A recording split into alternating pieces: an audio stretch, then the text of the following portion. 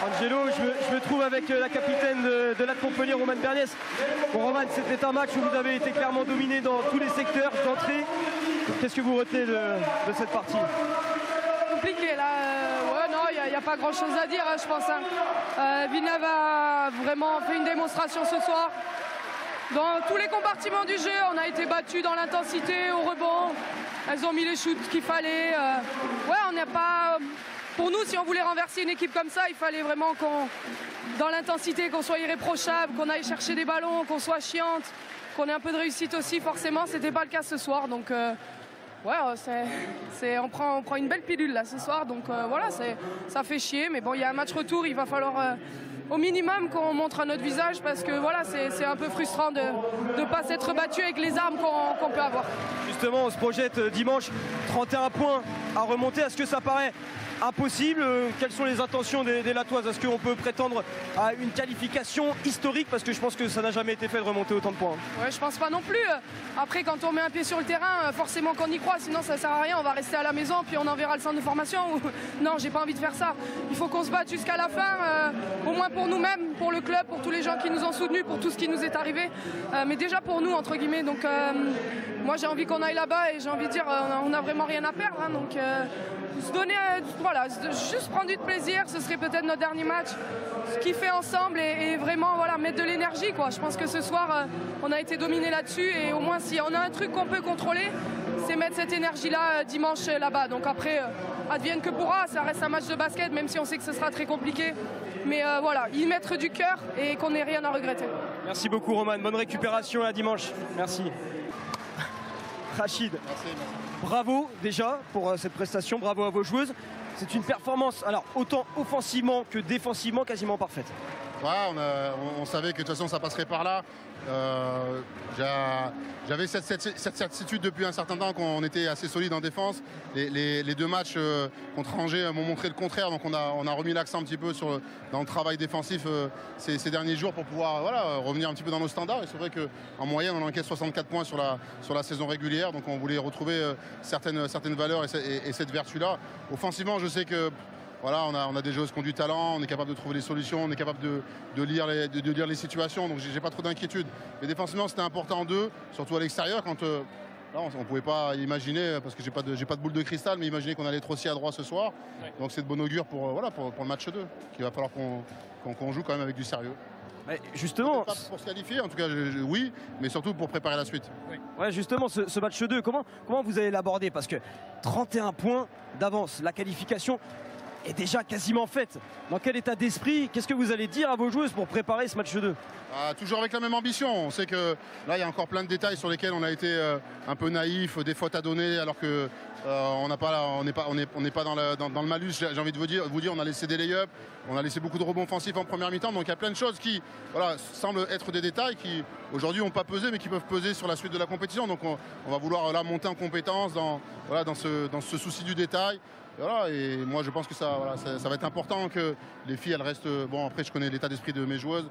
Elles vont vouloir gagner ce match 2, ce qui est certain, mais moi je vais aussi vouloir préparer la suite. Mais ouais, vous allez questionner Janelle, vous allez voir l'état d'esprit dans lequel elle est. Dernière question de Gélo, puis après on passera avec Janelle Salin. Alors une dernière petite question, il y a un élément qui saute à mes yeux en tout cas.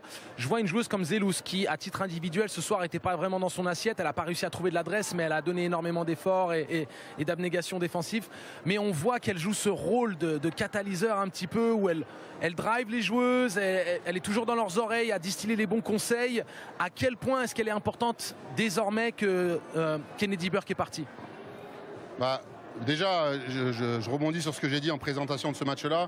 On sait que pour aller au bout et peut-être pour éviter que le trophée nous échappe cette saison, il nous fallait plus d'expérience. Donc c'est déjà cette joueuse qu'on avait ciblée, qu'on est allé chercher, qui nous a apporté justement ce leadership et ce niveau de maturité dans le groupe qui nous est peut-être un petit peu défaut la saison dernière. Salut Gaël.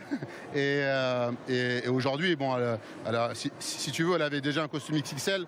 Bon, il a fallu lui rajouter un X au costume qu'elle doit porter sur ses phases finales en l'absence de Kennedy. Parce que c'est vrai que Kennedy n'était pas spécialement un leader vocal, elle était sur le terrain et on savait s'appuyer s'appuyer sur elle aussi quand il fallait. Et aujourd'hui, Shavonte, Zi, elle nous apporte ce supplément un petit peu, même s'il n'est pas toujours sur le terrain, mais sur le banc en effet. Et puis moi, c'est clairement le rôle que j'attends d'elle. C'est exactement pour ces raisons-là que je l'ai recrutée, pour qu'elle ait ce rôle de transmission. De relais. Voilà, 450 matchs WNBA, championne d'Euroleague, MVP. Et vice-championne cette année. Et vice-championne d'Europe. Et on sait qu'on lui doit, même si bien entendu c'est toujours une performance collective que nous on mettra toujours en avant, mais elle y contribue fortement. Et c'est vrai que l'avoir, ça me permet aussi moi de me sentir plus fort. Ok. Merci coach. Merci Rachid, merci. À dimanche, tout 31 points. Là, on a vraiment vu l'armada offensive et puis défensive aussi de Villeneuve d'Ascq. Bien sûr. 4 joueuses à plus de 10 points. Vraiment un match extraordinaire. Non, extraordinaire, non. Je veux dire, ok, on a eu un écart, mais je pense que vous savez que je suis une éternelle insatisfaite. Il y a eu du déchet en défense. On a laissé trop de rebonds offensifs. Et puis même, on peut faire mieux. C'est pas que 30 points qu'on doit leur mettre, c'est plus. Enfin, je suis désolée, mais il faut vraiment qu'on soit un rouleau compresseur et encore plus, en fait. Donc voilà. Et je vais rebondir sur une question que j'ai posée à ton coach, Janelle. Je voulais te parler de Zi. Hein. Ouais. Je sais à quel point, donc de Zelous, bien entendu pour ceux qui avaient saisi, je sais que vous travaillez un petit peu ensemble, vous faites des workouts, donc son tutorat, je pense, c'est très important pour ton évolution personnelle. Est-ce que tu peux juste partager un petit peu avec nous le rôle qu'elle a eu dans ton développement individuel et le rôle qu'elle a dans son leadership vocal, parce qu'on sait qu'elle est une leader différente de Kennedy, qui était beaucoup plus dans le jeu et dans l'exemple. Partage un peu avec nous, s'il te plaît. Bah écoute, comme tu sais, je fais beaucoup de workouts avec elle, et en fait, elle, c'est vraiment dans les détails, tu vois, où on a travaillé. Bon là, ce soir, j'ai pas été très à droite, mais pour le coup, on va retourner à la salle du coup. Mais pour le coup, en fait, on travaille vraiment c'est vraiment dans le détail. C'est très qualitatif en fait. Tu vois, ça va être court, mais très pointilleux en fait. Et par exemple, on va travailler sur le fait de me baisser parce que je suis grande, et le fait de me baisser. Bon, ça c'est personnellement, je m'étale un peu, mais voilà. Après, dans le jeu, ce qui est bien, c'est qu'on a quelqu'un qui va nous dire ok, stop. Genre là, c'est moi. Enfin, tout le monde se tait. On fait comme ci, comme ça. Et ça, on en a besoin. On en a besoin pour aller jusqu'en finale, pour aller gagner un titre.